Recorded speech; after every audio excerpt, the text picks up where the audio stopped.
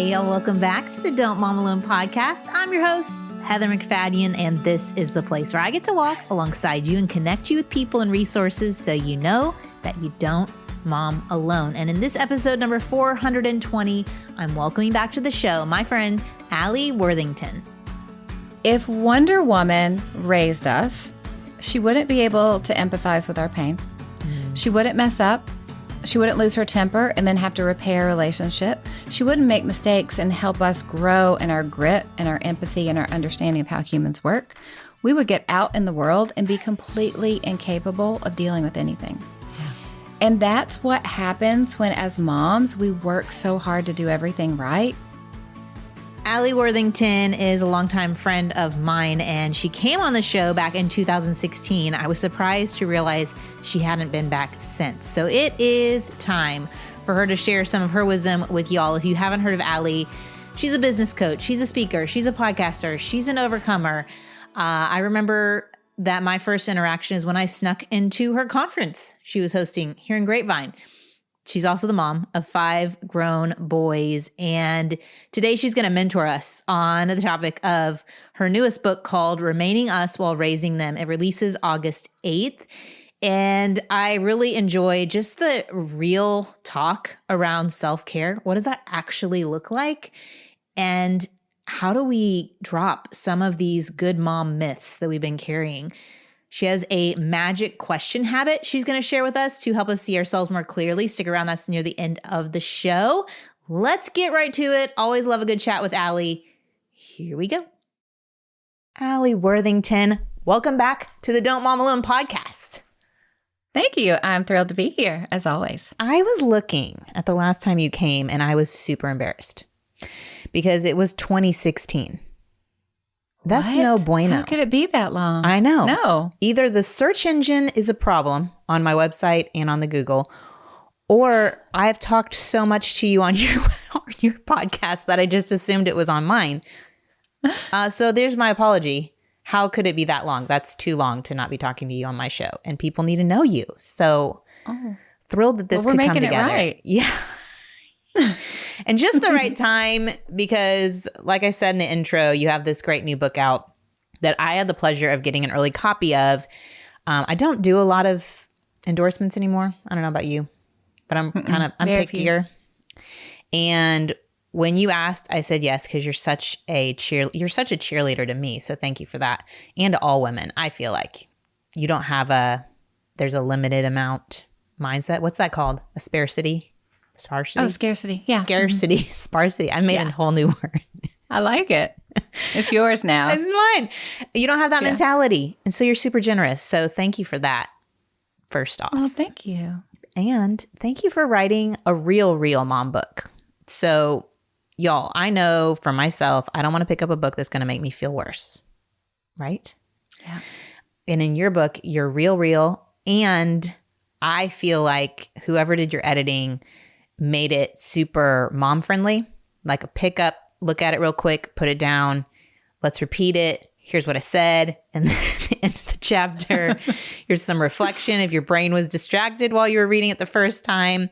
And I mean, literally the drawings and everything, I'm just super impressed. So thank you. There's my little kudos on the book.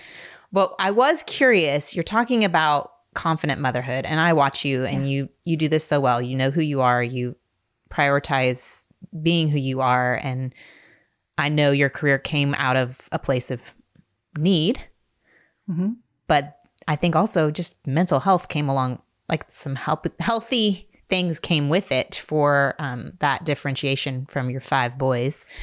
But talk to us about a season like when you weren't living confidently, or you didn't know what kind of mom superpowers you had, and you were trying to hold all of the good mom myths while parenting. Talk to us about that season. I think that's been the majority of my parenting career. I mean, I've been a mom for almost 25 years now. There it is. So I think I probably didn't start coming into my own as a mom till I had been a mom for about 15 years. Yeah. So why do you think that is? Because I feel like that's true for me too. Why do you think that is when you get 15 years into it, or you have a 15-year-old? I think for me, because of my work. So as you mentioned, my career came out of my husband losing his job, us filing bankruptcy, being homeless. I had to figure out how to help the family. But then my career through the years really morphed into one where I became obsessed with helping women thrive, whether it's in their business as a business coach or motherhood or whatever it is that I'm working with. And so much of it comes down to emotional health. So I define emotional health by our mental health, our spiritual health, and the health of our relationships, our relational health. And so for me, for the past really 8 to 10 years, I've been so invested in that with myself and with other people. The natural overflow of that became confident motherhood. And so when I realized, wait a minute, feeling good as a mom is not about all this stuff we're quote unquote supposed to be doing. It's about who we are. And if we're working on our emotional health, our children will naturally be happier.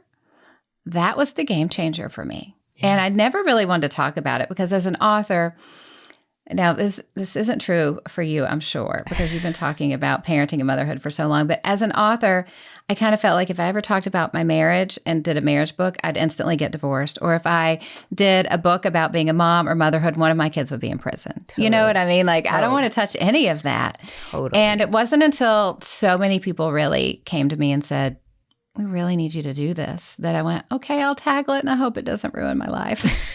Has it? We're still superstitious as authors. Like, no, and I think there's a hidden way I learn that wasn't the expected. So like with Don't Mom Alone, I wrote it in the pandemic. I didn't know that was going to happen. Yeah. And I had to lean on the people that I said to lean on to everyone else. It wasn't that I lost the people. That was my fear. Oh, if I say Don't Mom Alone, I'm going to lose everybody. And I'm going to lose my friends, lose my spouse, and lose everybody. No, the truth was I had to live out the message. And so there's probably a layer of, I'm going to have to live out these things I'm saying and implement these habits. And it's probably improved your confidence in motherhood. Oh, 100%. And because so many of my kids are now adults, I can see the results of my investment in myself through the years. Yeah. Yeah. What are some of those benefits you've seen?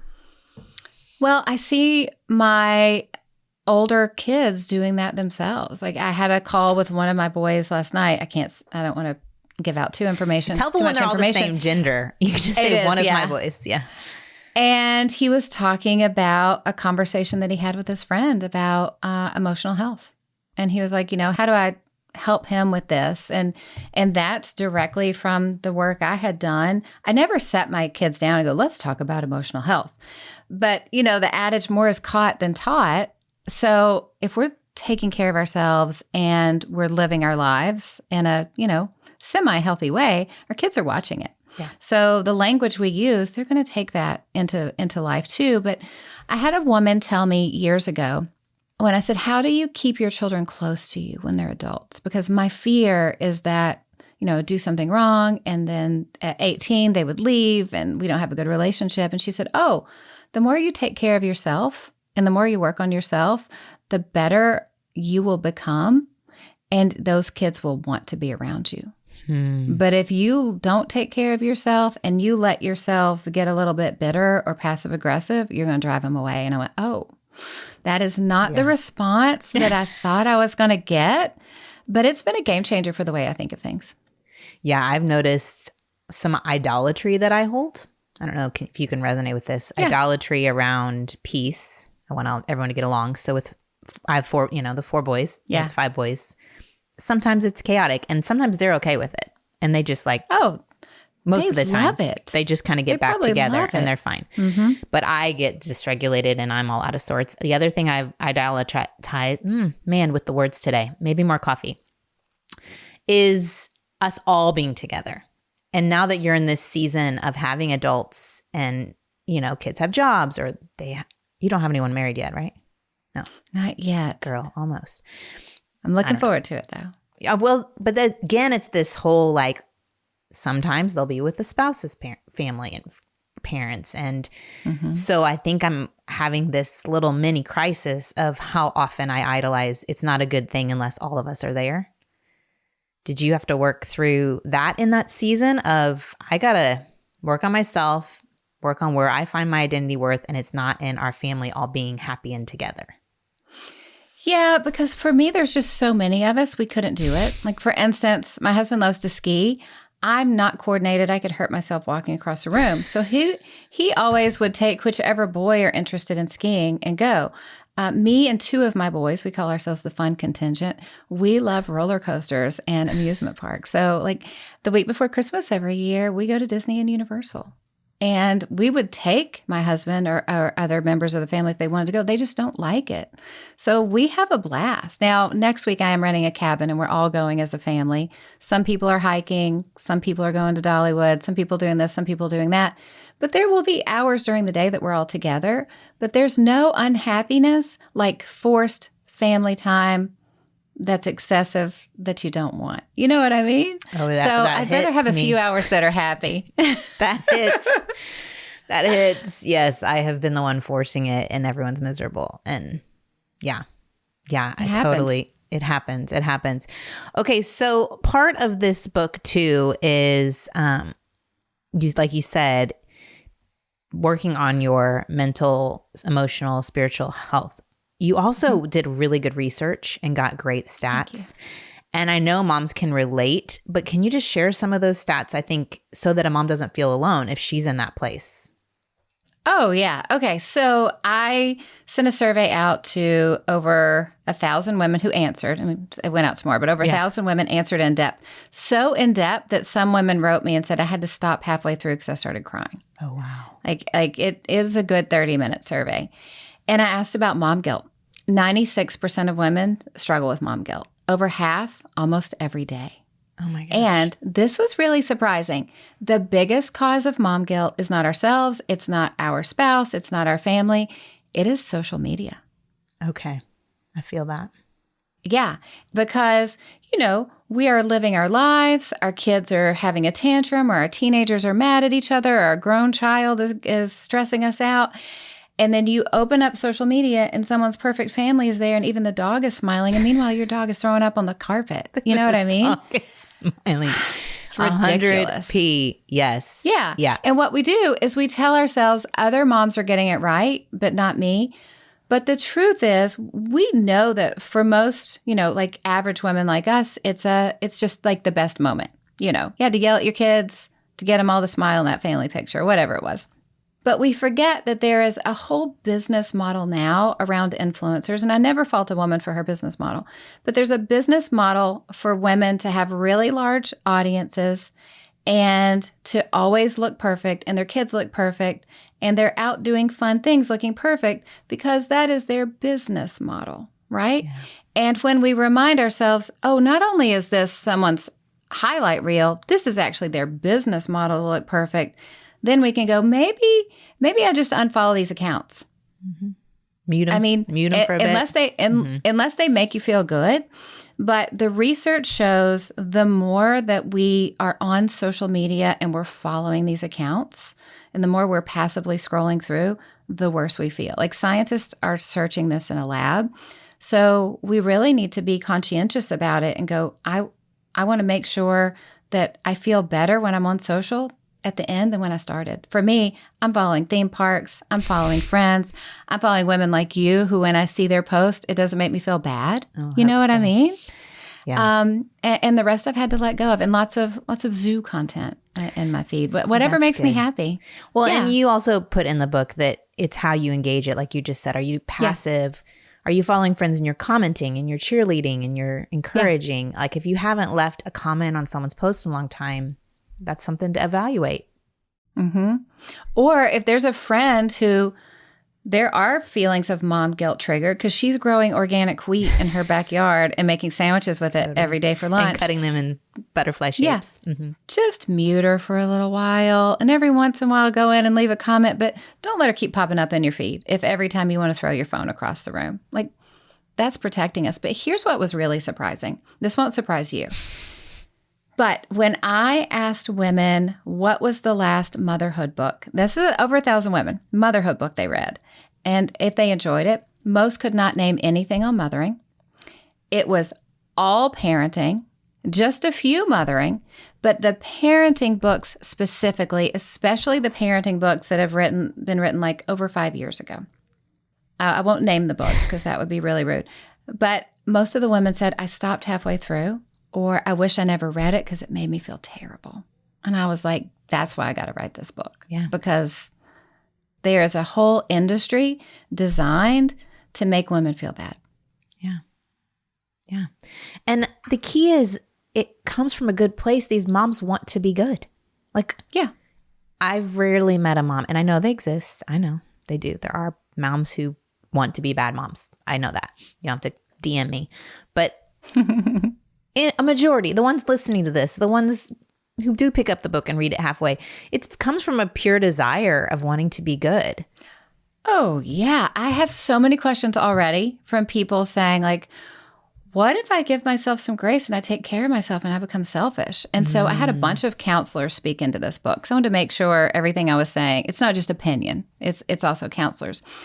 And I said, what's the answer to that? And everybody laughed. And one woman said, I have never had a narcissist come into my office and go, can you help me with my narcissism? She was like, they just don't do it. And she said, women that pick up this book are by default great moms. They're probably doing too much, not enough. And if they give themselves a little grace, that's healthier for them and their child. Yeah. So you're exactly right. The women that listen to your podcast, the women that read your book, the women that read this book, they're probably overperforming as moms. There is no chance all of a sudden their entire personality is going to change and they're going to become bad moms. Bad moms are not listening, and they're definitely not reading these books. You couldn't pay them to. Right. And then it's just this myth over all of this, that black and white thinking of good, bad. Like there's a spectrum in a given day that I'm doing a better job and I'm not doing my best. And that's just being human. You're right. Right. You're right. And we even see it on social media, because there's the here's how I'm doing everything perfect, and my family is so ethereal and perfect and amazing, and we're just going to go hiking all day, right? Or do whatever. But then there's also like the bad wine mom. And so really we just need to have healthy conversations for like good old average moms with average families, doing a pretty great job, but beating themselves up like they're doing a bad job. Like that's the conversation we need to have. Yeah.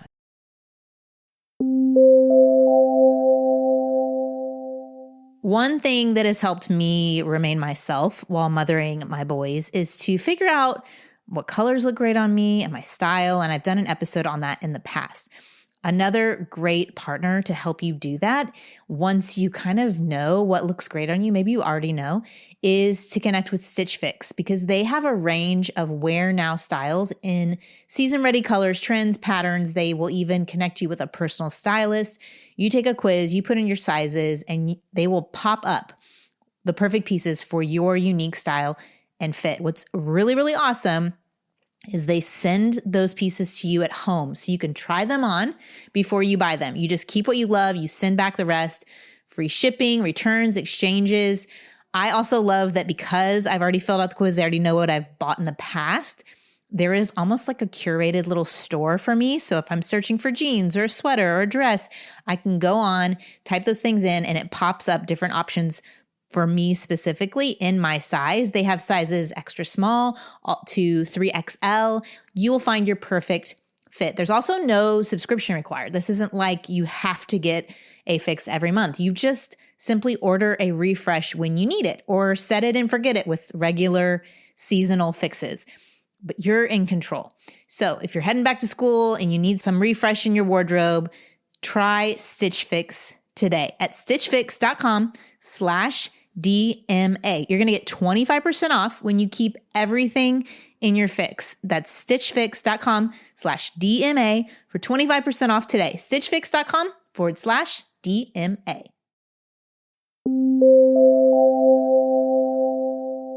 So you tackle several good mom myths really well. Yeah. And things that I have, wrestled with myself, like anger about my kids' behavior, about obedience, protecting your kids so much that they never go through any pain, and that you can do it all.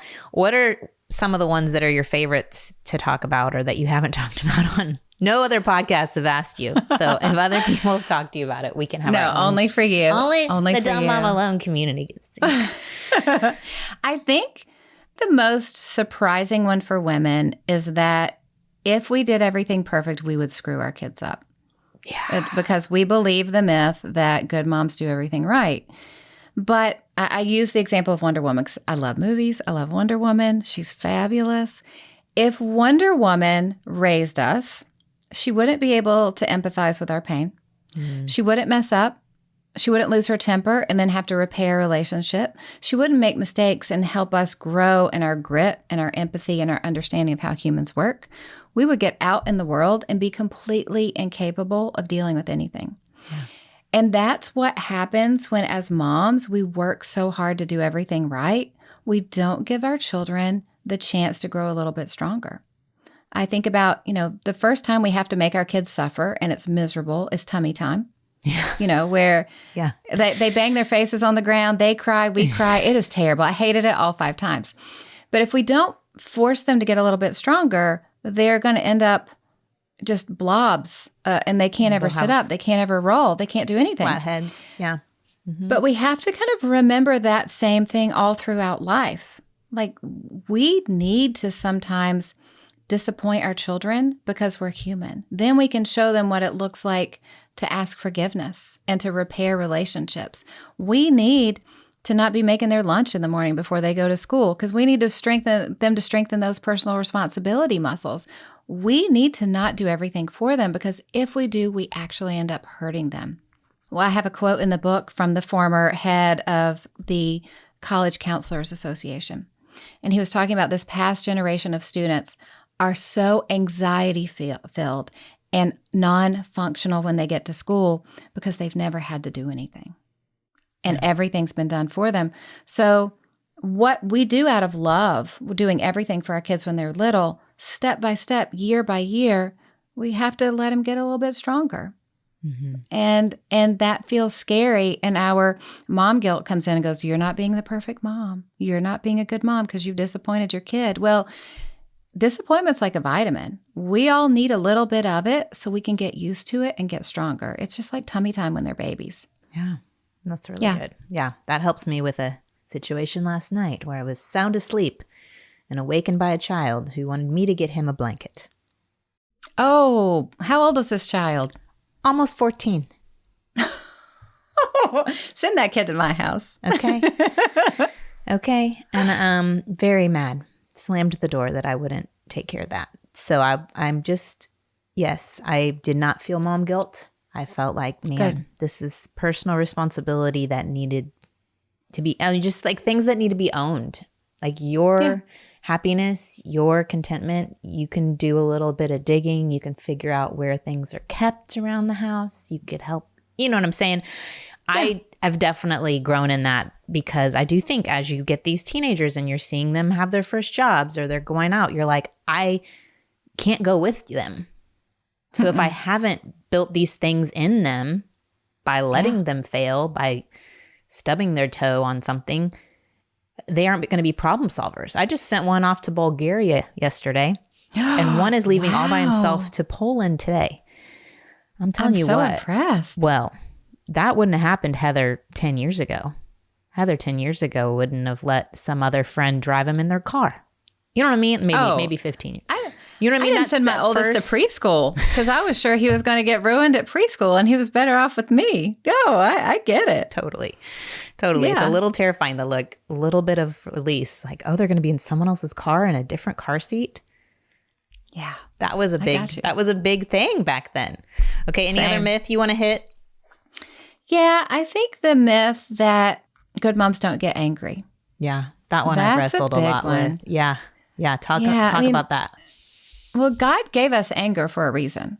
Mm-hmm. Like mad isn't bad, but we have been trained, especially as Christian women, don't ever be angry. We don't want to sin in our anger, but anger is a natural, healthy feeling. There's nothing wrong with anger. And when we beat ourselves up every time we're angry and we stuff it down, we end up kind of sowing bitterness in our hearts. because that feeling, that emotion's going to go somewhere, right?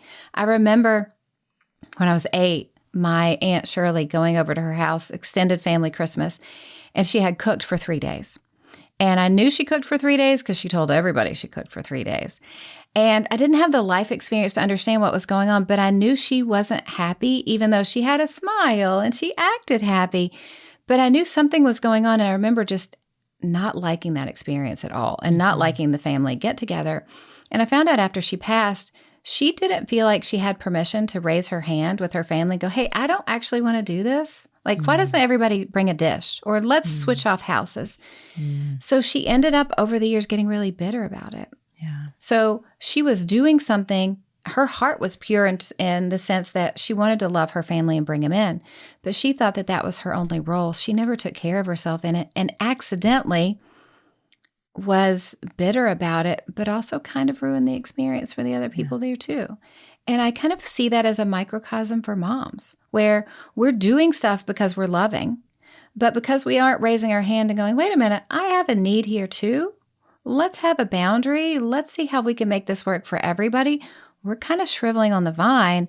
And then instead of expressing when we're angry about small things with good reason, because everybody gets angry, it's a natural human emotion, then we erupt with anger later on, or we turn that anger in on ourselves and it causes us to be depressed. Yeah. So just going, it's okay when I feel angry, but I don't need to sin or be hurtful in that anger. And sometimes when we've pushed it down so long that we've never let ourselves express it, that's when we erupt, and that's when it can be dangerous. Yeah. But being angry as a mom, I mean, we're going to be angry a lot. And it's okay to show anger, especially when your kids are younger. They're like Navy SEALs at torturing us. Like they're experts. Yeah. And mine was, I had to get curious. You talk about getting curious about your anger and asking questions about it. Yeah. Mine was rooted in fear a lot.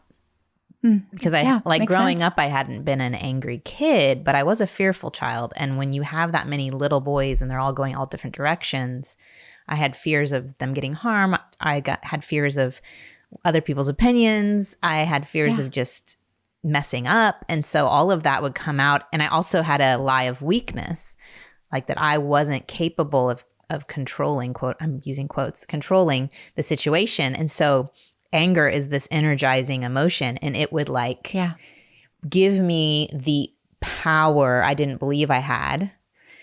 And so it was this false sense of control using anger, which only disconnects you from your kids. It may get you what you want in a moment, but it doesn't actually connect your kids because you haven't gotten to the root of what's actually going on. Why did I need to control? Yeah. Why did I think that I didn't have the power to control in a calm way? But doing that work over time, again, it's not perfect. It's very imperfect. It's very messy. Do I wish I could go back and do it differently? 100p, but I would be a different person. Oh yeah.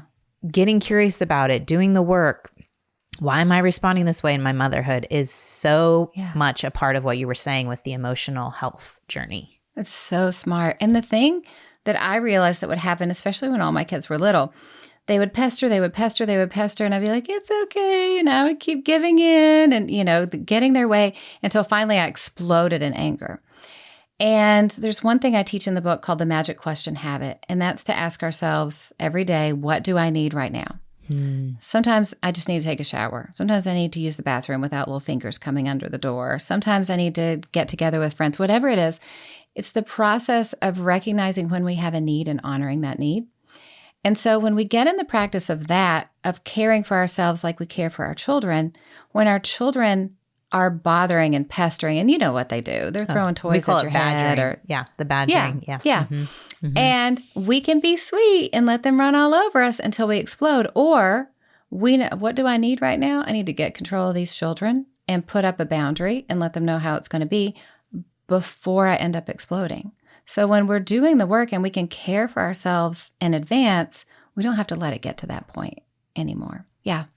That's really good. When we do our small group time and we share our feelings, after we share our feelings and why we're feeling that way, the group will ask, what do you need right now? And it's a great practice because you often one, a lot of moms aren't feeling their feeling. Two, really knowing what they need that takes time. That takes practice and grace for yourself, and that you may not know right away. You may be like, whoa, my needs. Forgot about my needs. I know. 5 years ago. So yeah, that's a really is a good habit.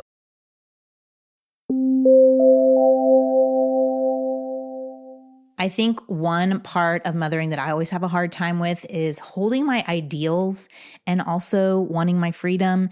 And so there are a few things that help me do that. But one thing that helps me, especially this time of year, as summer is winding down here in Texas, but the heat is still hot, and I want to have family dinners. That's a value I have, but I don't want to plan. And I just get tired of going and buying all the things. And so I am thankful for HelloFresh. I am reinstating my subscription as we head into the school year. And what makes it so great for me is, one, the produce is super fresh, 7 days from the farm to our door. Secondly, I love that it comes each meal in its own brown bag with all the pre-portioned ingredients. So there's not a lot of food waste, especially with 4 boys. We don't have a lot of waste around here.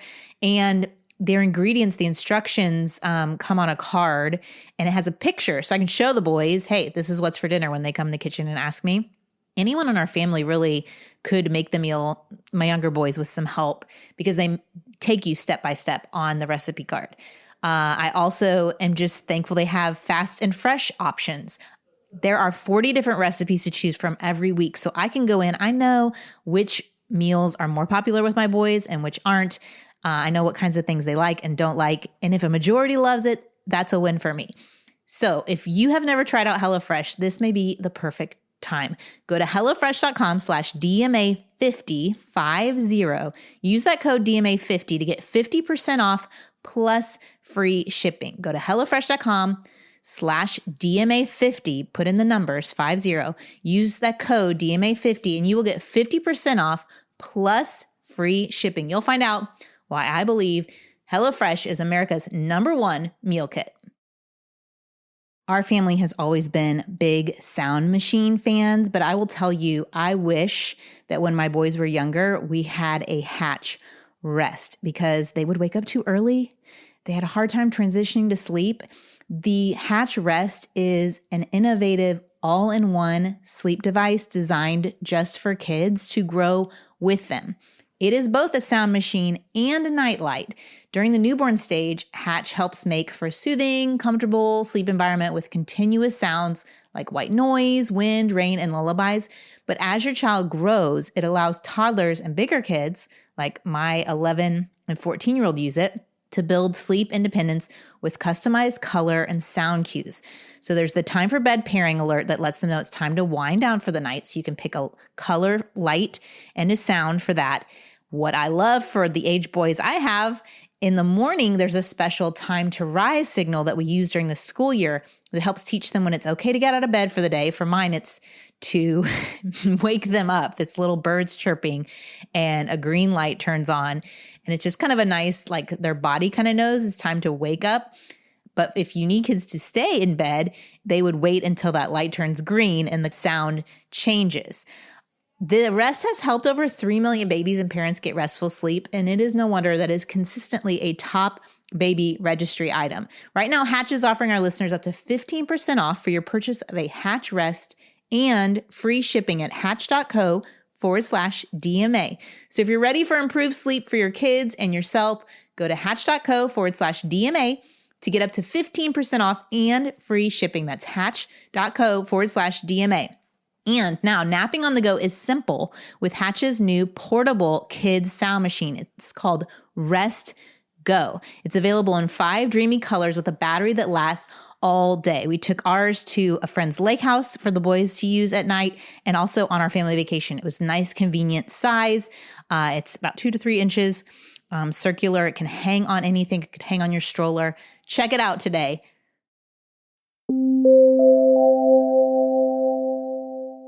What are some other good habits for confident motherhood? Because I know, like, it seems you have to be 15 years into motherhood to finally be confident. And honestly, I feel like maybe I'd be confident about parenting your 3-year-old, but I'm not confident about parenting my teens right now. No clue would be the top phrase for how I feel in my mothering teens. But Well, I mean, What are let me some get into habits? that. Yeah. Mm-hmm. I don't think anyone feels confident in all the details of what's going on in their child's life all the time. Yeah. And how to respond. But we can feel confident that God gave us our children for a reason. He's not in heaven going, can you believe that these parents are completely messing their children up? I had such great plans for that kid's life. Yeah. And now it's all ruined. Totally. And when we remember, and you teach this too, when we remember that God knit them together in the womb and has a plan for their lives, we can't actually ruin it. So we can put boundaries up, we can give discipline, but really we just want to love and live with them and make sure, they don't break their arm every day. And in general, kids are going to be just fine. Because if you look at the research, this is why knowing the research is so important. Of the things that matter in childhood and don't matter, especially in the first year, they've studied thousands of kids over decades. Most of it really doesn't matter. What matters is the character you build in children and the emotional tone of how a mother is with her kids. So what you're feeding them, long term, it doesn't really matter unless you're only feeding them hot dogs, breakfast, lunch, and dinner for 10 years. You know what I mean? God made vitamins for a reason. So I think we tend to overthink all of the little parenting things. And we also read books and listen to podcasts, and people are telling us, this is the one way to do it, or you'll screw up your kids forever. Like I said, a whole industry with good intentions, but the result of that industry is making us feel like everything we do is the be-all, end-all. And especially in Christian communities, sometimes we forget that God is God for our children and we aren't. And just because we lose our temper, or just because we do this, or just because we do that, our kids are going to be ruined forever. And it's just not the way it works. We're not that powerful. We're not meant to be that powerful. So one of the other habits that we go into is just this principle of 1% better. It's from a researcher at a large university. I can't remember the university right now. And James Clear talked about this in his book, Atomic Habits, how when we want to change things, whether we want to get healthier or we want to change habits in the family or anything in the family, we don't need to make a big change. We need to think of things as every day, how can I get 1% better, 1% kinder to myself, 1% more of a little boundary that I'm going to set with my kids, 1% of a new habit that I want to do. At the end of the year, if we get 1% better every day, we will be 37 times better. But at the end of the year, if we get 1% worse every day, we'll go down to 0. So this view of, I don't have to change everything. I don't have to make everything perfect. But in terms of like taking care of my emotional health, in terms of taking care of my spiritual health, in terms of teaching my kids personal responsibility, I just need to aim for 1% better. That's a real game changer. So just understanding that it's the small little things that we do that are going to make a big difference over time. The magic of parenting and the magic of motherhood, and whether we are, great moms or we're feeding them hot dogs and we're leaving them with a cousin for 3 months, bad moms, right? It's not in a couple of moments that that's decided. It's in the million little moments over time. And I remember I watched when I was a younger mom, I watched this very nice man on a YouTube video. And he was explaining that you only have a certain number of weeks with your kids. And you can put this number of marbles in a marble jar to be able to take a marble out every week so you could savor the time and steward the time well and all of that. So I did it. And at the end of the week, I go, did I steward my time well? Did I do this? Did I do that? And I was so earnest and I tried so hard. And an older mom came over and she said, hey, what's the marble jar? And I told her everything, I'm stewarding my time well. I'm doing this. I'm doing that. And she goes, that sounds like a recipe to make moms feel terrible. And I said, I hate it so much. I hate it. But I thought I needed to do this to be a good mom. And she said, for some moms, that's a good idea. But for most moms, that's miserable. Do you think your kids disappear when they turn 18? It does not work like that at all. So I think there's all of these things that moms get told, this is what you should do to be good enough. Good intentions, true, but the result is this kind of broken modern motherhood that we find ourselves in, and it doesn't have to be that way. No, it doesn't. And we're so thankful for you. We're so thankful for this guide. Y'all, you do need to get it if anything in here has perked your interest, which I'm thinking it has. One thing you said, though, before we go that I think would be really helpful for a mom listening is when you were talking about the 1%, you said whether it's setting boundaries. And I know this mom is thinking, what would that even look like? Can you give an example of a boundary you've set or like a conversation you've had with your boys? Yeah, here's something we're still going through with the boys. The youngest is just 15, so they're not all grown. I have a 15 and a 16-year-old, which you can imagine the testosterone going on there. Yeah. My boundary in our family is we will speak to each other with love and respect.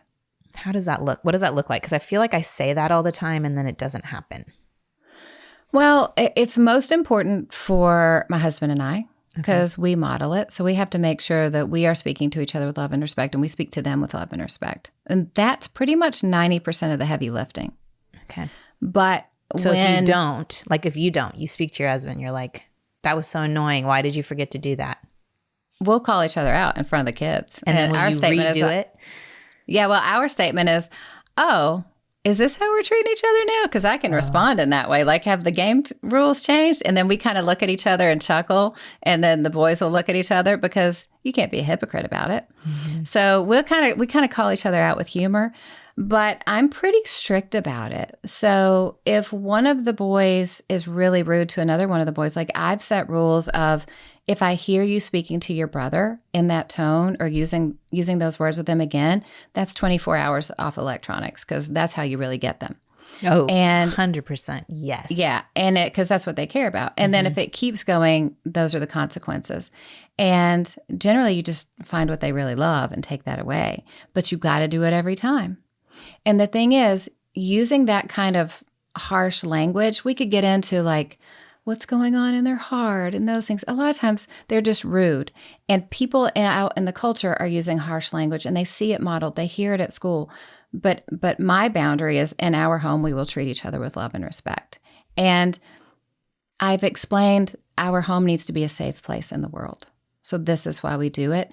And normally it only takes a few days, at least once they get to be a teenager, of losing those electronics before they go, it's not worth being a jerk if I lose the electronics, because a lot of it, it's just habit. Yeah. That's how boys talk to each other at school. They see it on YouTube. They see it other places. So it's just training that it's not allowed. Yeah, because they will say, well, that's just how boys talk to each other, Mom. You don't understand. You're a girl. And I'm like, well, I don't like it. Not in this house. Yeah. And so that's a great boundary. That's a great example, and I'm going to use it. My boys are thrilled that I talked to you today. Although the ones in Bulgarian, I can't do anything about that. No. When they get back, I'll be ready. Yep. Well, Alli, thank you so much for being with us. I appreciate you. And y'all connect with Alli. I will put the links on the show notes. If you want to say you're Alli Worthington on Instagram, right? Oh, yeah. I'm Alli Worthington everywhere. Everywhere. Yeah. And also, I did put something special in the Audible version. I put in a whole bonus chapter on mental load, all the stuff that moms carry, and even scripts for how to talk to your husband and other people to get the help that you need. So many great resources. Great. A lot of pre-order stuff. If y'all get this, I don't know if it'll still be out. Oh, yeah. You still have pre-order stuff? No? Oh, yeah. Yeah. It's still out. Check all that out. All right. Thanks, Alli. Thanks, friend. Okay. Thanks, y'all, for joining Alli and I hope you check out her new book. There's a link in the show notes or the episode we did back in 2016. She is fantastic. If you didn't know about her before, definitely go follow Alli. I'm going to pray over us in this journey to hold on to ourselves while mothering. Lord, I thank you that our confidence can come from knowing who you are, not just for ourselves, but for our kids, that we would walk in love, that love would be your love towards us, that would mean us walking through this life, interacting with other moms, interacting with our kids, surrounded by your love for us, that we know our goodness doesn't come from a parenting method or a result in a kid, but that you have chosen us as your children and that you have redeemed us through your son, that Christ's death and resurrection proves to us how loved we are by you, that our eternal life starts with belief in you, and that we can walk in that confidence. That is the confidence we have, that we can show love to others because we remember that the sacrificial love that was shown to us, that we can love our kids and do the things for them, not because we need them to tell us how great we are, or we need other moms to see that we're amazing, but just in response to all that you've done for us, God. I pray also that we would remember how you made us each uniquely and how we can be the moms our kids need because you've decided we're their moms. I pray, Lord, for any mom today who is feeling insecure in her mothering, that you would meet her there, that she could bring that to you, and that you would remind her of truth, that she could walk in her true identity and the freedom that you have for her. In Jesus' name, amen. Thanks, y'all, for joining me this week. Next week, I have another favorite coming on the show, Sissy Goff. We're going to talk about how do we parent without fear, or maybe worry less. Join me back here next week. Adios. I hope you enjoyed this episode of the Don't Mom Alone podcast. If you're wanting to connect with more people and more resources to help remind you that you're not alone, head over to don'tmomalone.com. That's where you'll also find show notes with any links mentioned by our guests. Most importantly, I want you to know the good news, the great news that you're not alone because God has promised to always be with you. With faith in Jesus Christ, the one who died for you and rose again, Jesus said when he left, he was going to leave a helper, a comforter, to be with us. God in us. Moms, that's superpower. So while you're washing dishes at your kitchen sink, while you're driving to and from work, while you're feeding that baby late into the night, while you're cleaning sticky floors, God promises to be just as present with you as when you're worshiping in a church pew. As it says in Zephaniah 3:17, the Lord your God is with you. He is mighty to save. He takes great delight in you. He will quiet you with his love, and he will rejoice over you with singing. Now that's good news. Have a great day.